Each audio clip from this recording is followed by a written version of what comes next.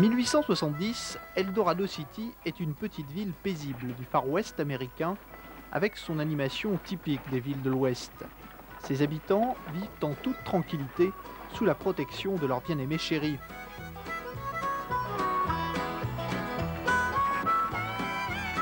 Rien ne semble pouvoir perturber l'atmosphère paisible de cette ville. Mais un jour, alors que chacun vaque à ses occupations, un étrange phénomène va frapper Eldorado City. Un phénomène comme seule une force surnaturelle peut en engendrer.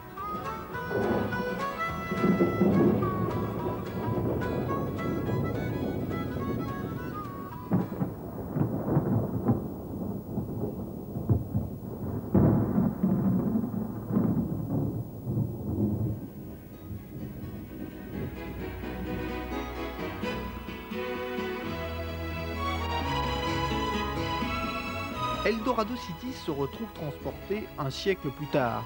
Après avoir réalisé ce qui leur était arrivé, les habitants de cette ville décident de ne rien dire et de transformer Eldorado City en un parc d'attractions. Ils pourront ainsi montrer aux enfants d'aujourd'hui ce qu'était la vie quotidienne dans le Far West il y a un siècle, tout en conservant à jamais le secret de leur étrange aventure. Mesdames, Mesdemoiselles, Messieurs, si vous arrivez, bonjour. Les petits enfants, bonjour Eldorado City, vous souhaite la bienvenue. Voici donc maintenant une petite histoire que nous avons intitulée Le chasseur de primes qui va opposer trois bandits, mesdames et messieurs, à un curieux chasseur de primes. Mais l'enjeu, c'est que nous allons faire refaire par vos enfants ce que vont faire les cow-boys.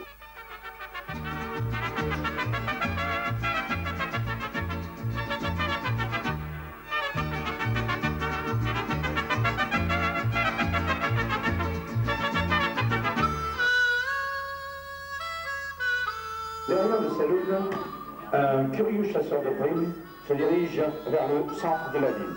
Il ramène sur son cheval le cadavre d'un dangereux bandit dont la tête est mise à prix. Il est alors vraiment curieux, ce chasseur de primes, un petit sourire narquois au bout des lèvres, lentement.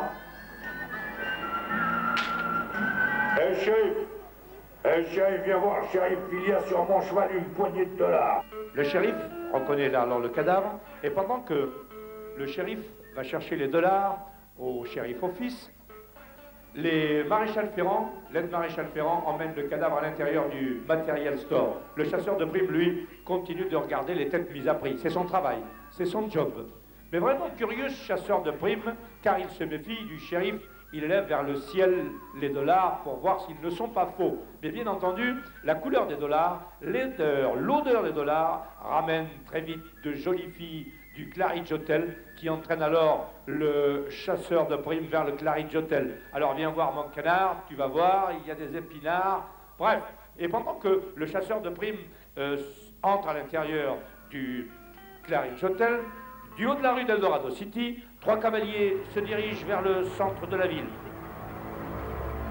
Trois cavaliers, trois hommes à la mine, patibulaires, armés jusqu'aux dents. Shérif,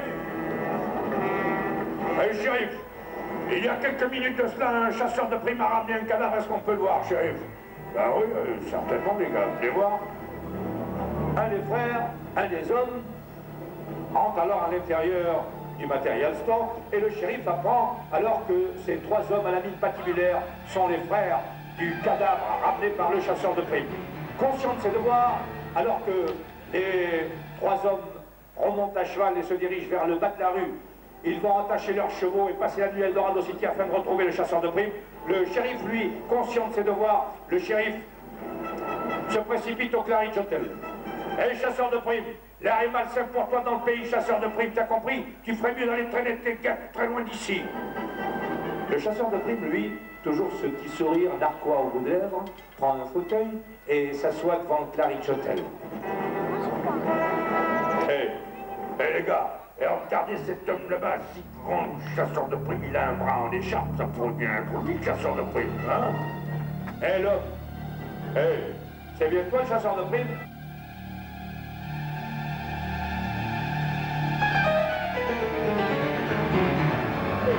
C'est bien de voir, toi? Non, toi qui es trop vilain. Toi, tu ferais peur à une couvée de singes. Eh bien, en fait, les gars, votre tête n'est pas mise à prix, vous ne m'intéressez pas, alors revenez me voir lorsque vous prendrez quelques dollars. Ah bon? Ah, parce qu'on ne t'intéresse pas. Alors, viens voir, chasseur de primes, on va régler l'on compte, mais le shérif de l'autre côté de la rue, le shérif. Oh! Là! Je vous ai dit que je ne voulais pas d'histoire à Eldorado City, allez régler vos comptes ailleurs. Hey, shérif, ne vous mêlez pas de ça, shérif, c'est une histoire entre le chasseur de primes et nous, ne vous mêlez pas de ça. Je vous ai dit que je ne veux pas le savoir, je ne veux pas d'histoire ici, hors d'ici. Ah bon? Eh bien, tant pis pour vous, shérif. Un des frères est allongé sur le sol. L'aîné des frères, regarde, chasseur de primes. Regarde, c'est encore toi, chasseur de primes. Tu as déjà tué un de nos frères, chasseur de primes, et tu es la cause de la mort de l'autre. Défends-toi ou je t'abats comme un chien devant le plage d'hôtel. Oh, faut pas s'énerver comme ça, les gars. Maintenant, vous m'intéressez. Ah oui, maintenant, vous venez de tuer un shérif. Maintenant, vous m'intéressez. Mais, les gars, vous n'allez quand même pas tirer sur un homme désarmé, hein? Ça ne se fait pas dans l'Ouest. Ah bon? À part ce côté des armées. Et quoi? Oui, va mettre un colt au milieu de la rue. Alors voilà, chasseur de primes, qui va pouvoir te défendre à présent, chasseur de primes. Et arrête ce petit sourire, chasseur de primes, ou je veux perdre de...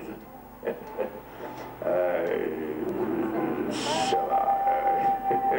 Allez, vous fâchez pas, faut pas se fâcher comme ça, les gars. T'es trop nerveux, toi.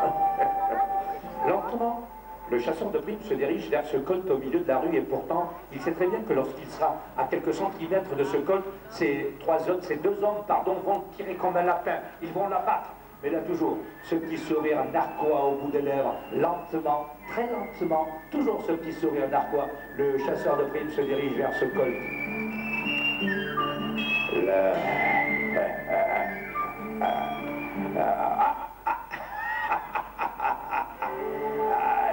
Faut pas se fâcher comme ça, faut pas se fâcher comme ça, les gars. Il faut un temps pour vivre, il faut un temps pour mourir. Alors, une troisième main a surgi.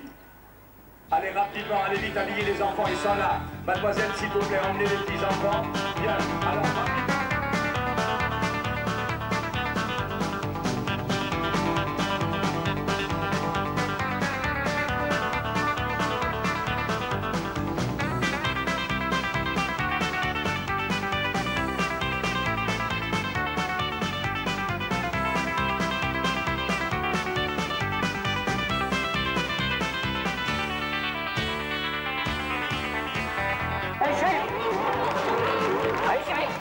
Il y a quelques minutes de cela, un chasseur de primes a ramené un cadavre contre le doigt, sérieux.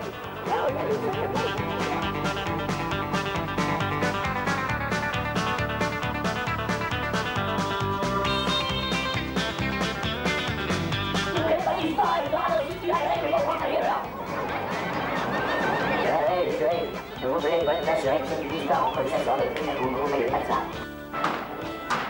Non, les filles, elles ne meurent pas, les filles. Pourquoi elles meurent?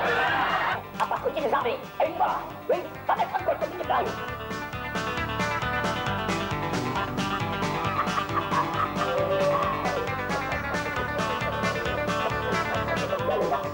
Il faut un temps pour vivre, il faut un temps pour mourir. Non, il va pas. Le forgeron, il meurt pas, bon sang, pourquoi il meurt? Le forgeron, il meurt pas? Bon, allez, mesdames et messieurs, allez, je pense qu'on va pouvoir leur faire un grand bravo. Allez, on va arrêter de faire souffrir. Bravo, merci. Bravo les enfants, les acteurs, mesdames et messieurs, les meilleurs acteurs du monde sont les enfants. On applaudit encore très fort. Plus fort encore, si vous voulez bien. Voilà. Bravo, chef de bandit, bravo, chasseur. Voilà, chasseur de primes. Ils ont mérité le diplôme.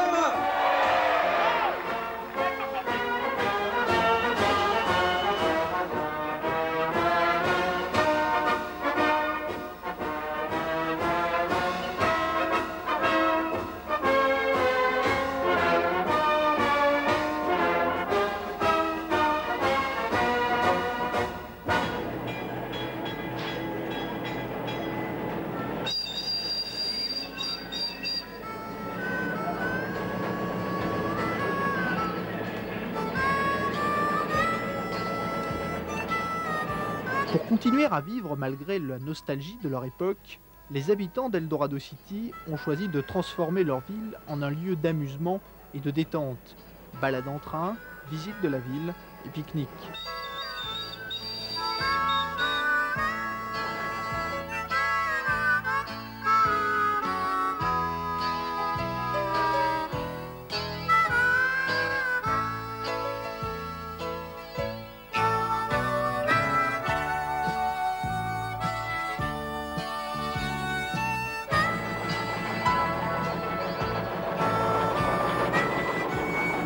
Le Far West est entièrement reconstitué, mais personne n'y meurt pour de vrai, pas même les bandits.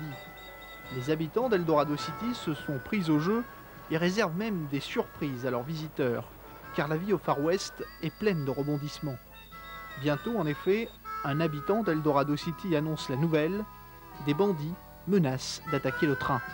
Il y a plein de bandits là-haut. Où ça? Là-haut, là-haut. Mais il m'a dit que c'était la chapelle.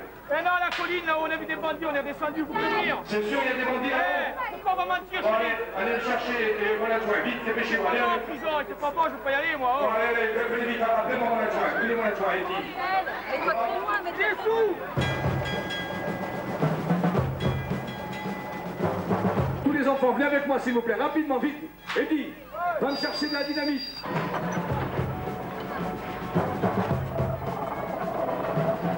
Alors, est-ce que je peux compter sur vous pour m'aider à capturer les bandits?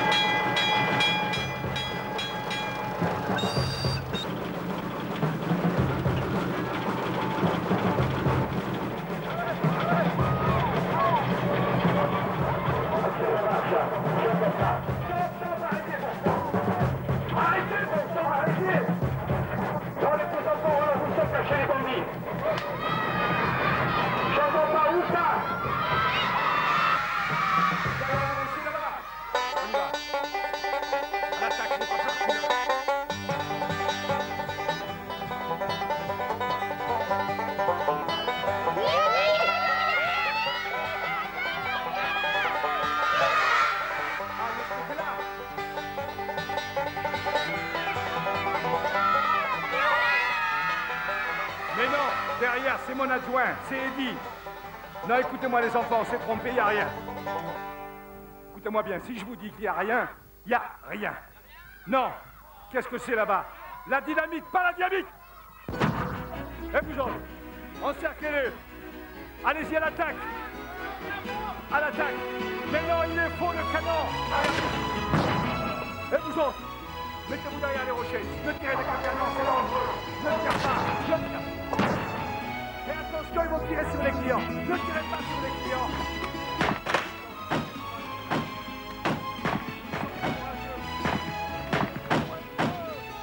Eddie, c'est mon adjoint. Eddie, bon sang, où tu vas, imbécile? Où tu vas? Garde le calme, garde ton calme. Va dans le train, tu vas me chercher la dynamite. N'aie pas peur, dépêche-toi. Dépêche-toi. Et vous autres, préparez-vous à l'attaque, on va les déloger à la dynamite. On va les déloger à la dynamite. Attention, mèche courte. Attention, mèche courte. N'ayez pas peur, avancez. Attention, mèche courte. Attention. Oh là là. Elle m'a échappé. Où est les belles-mères? Où sont les belles-mères? Où sont les belles-mères? Comment? Quoi? Elle va... Attention, attends, j'avais oublié. À l'attaque, à l'attaque, à l'attaque. Attention, à l'attaque, à l'attaque, à l'attaque, à l'attaque.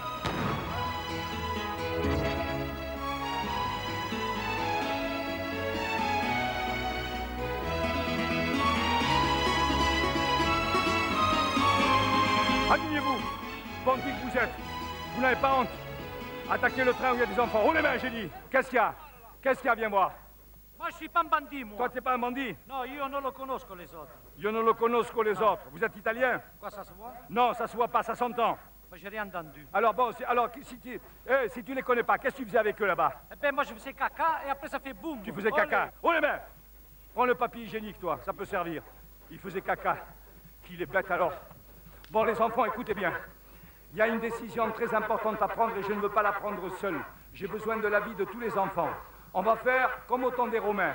Si vous voulez qu'on les tue tout de suite, il faut faire comme ça. D'accord? Si vous voulez qu'on les mette en prison, il faut faire comme ça. Alors comment il faut... Comme ça. Vous vous rendez compte qu'ils font comme ça? Ils sont partisans de la non-violence. Wow! Non, il n'y en a pas un petit qui fait comme ça. Pas là-bas, hein? Il n'y en a pas qui font comme ça. Bon, alors, qu'est-ce qu'on fait? On les tue? On les tue? Bon, puisque c'est la volonté de tous les enfants, on va les fusiller tout de suite, ça leur apprendra à vivre. Hein? Eddie! Regardez-moi ça. Est-ce que vous croyez que c'est sérieux, monsieur? Ça discute avec l'ennemi. Eddie, bon sang! Oui, chef, tu m'énerves, imbécile! Viens ici. Bon, alors écoutez-moi bien, les enfants. Qu'est-ce que c'est? Mais oh, le pantalon, imbécile, lève le pantalon. Oh, les mains! Le pantalon! Eh bien, tiens le pantalon d'une main. Lève-le d'une main. Ça va pas, non? Pourquoi tu as fait? Pour aller plus vite, imbécile, on lui donne pas le fusil à lui, donne-le à tes amis. Et vous autres, faites 2 pas supplémentaires, des grands pas. En avant. Et toi, où tu vas, toi? Moi, je vais en Italie. Non, l'Italie, c'est là, hein? L'Italie, c'est là-bas. Tu m'énerves avec... Alors, où c'est l'Italie? C'est là. C'est là, l'Italie. Tu m'énerves, toi, hein?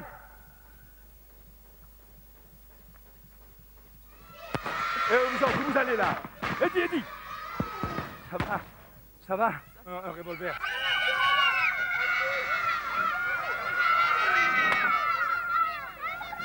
Ben d'où il sort celui-là là? Eddie!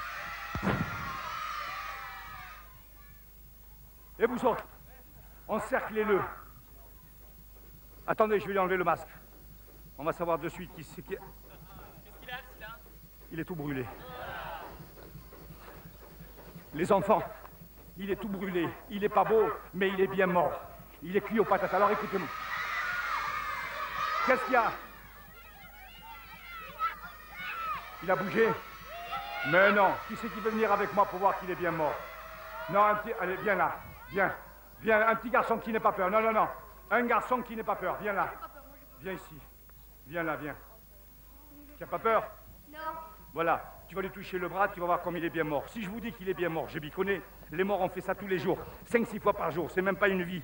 Hein? Touche-lui le bras, tu vas voir.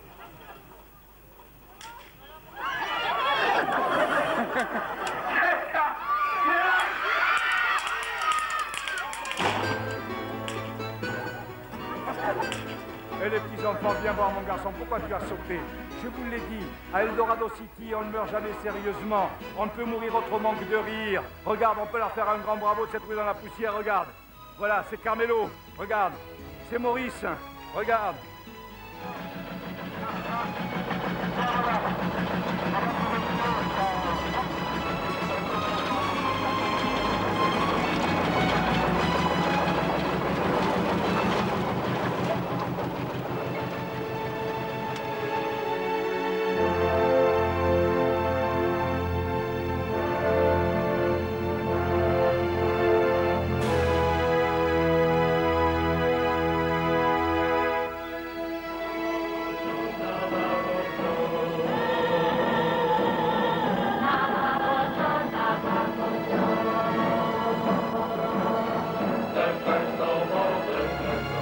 Descendant des montagnes environnantes,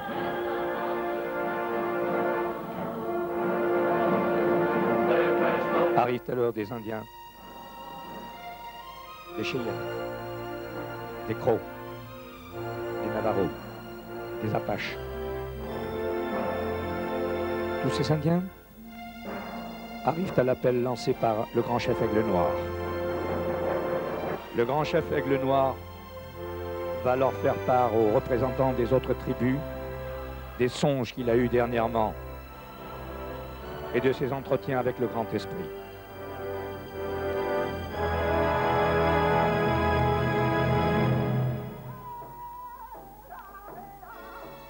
Ils sont arrivés un jour venant de l'océan. Ils sont arrivés je ne sais d'où avec des airs de conquérants. Ils ont dû voyager longtemps, car à peine débarqués, notre terre ils ont embrassée. Cette terre qu'ils ont embrassée, jour après jour, ils vont la mutiler. Cette terre qu'ils ont embrassée, ils risquent de la détruire à jamais.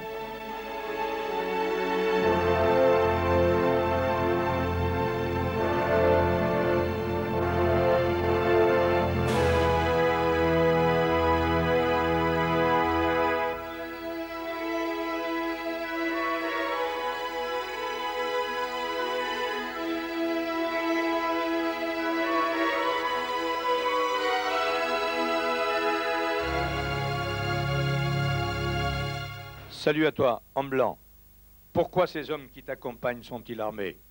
Ne sois pas fâché, grand chef. Chez nous, c'est une obligation de porter une arme.